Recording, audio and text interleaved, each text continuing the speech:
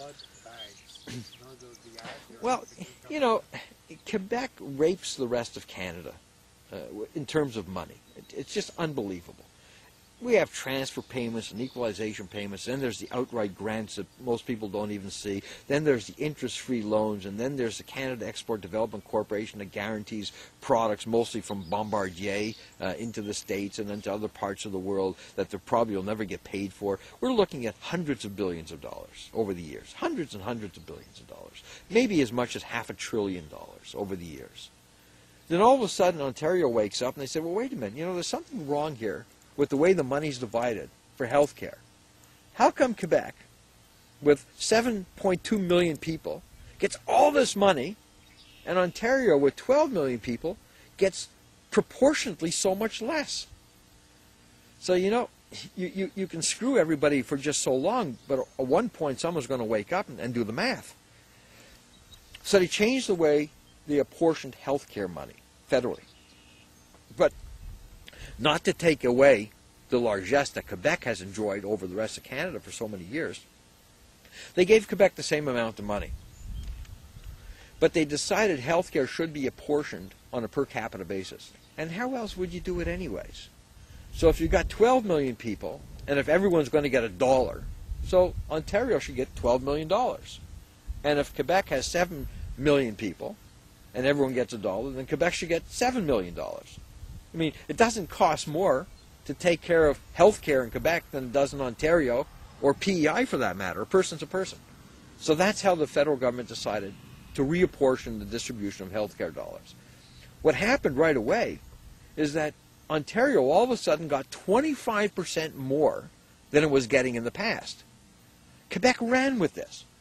And Quebec had these blood bag ads and chocolate cake ads. But this was a blood bag, a full-page ads in all the papers, French and English, in Quebec.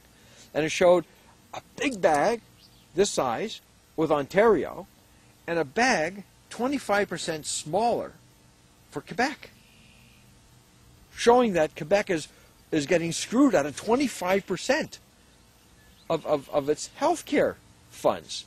It was a lie. Quebec was getting as much as it got before. If anybody should have been screaming, it should have been people from Ontario saying, wait a minute, you've been screwing us for 30 years.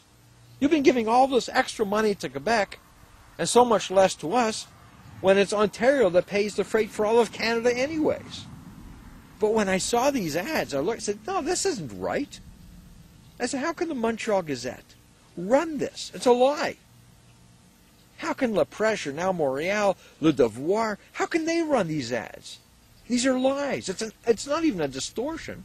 It's an outright lie. It's the kind of propaganda that would make a communist or a fascist blush.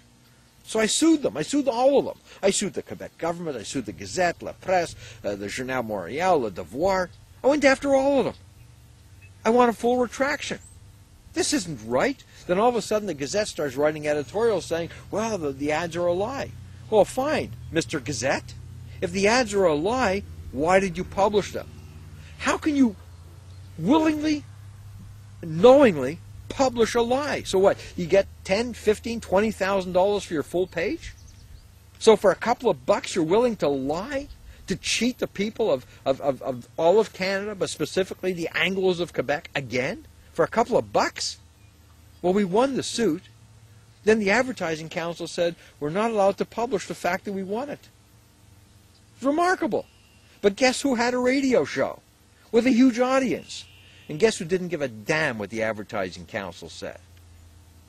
So everybody retracted, and the Quebec government said, so what? C'est pas grand-chose. But they lied, they cheated, and the Anglos aided and abetted them. The Montreal Gazette for a couple of bucks. That's what your freedom's worth in Quebec.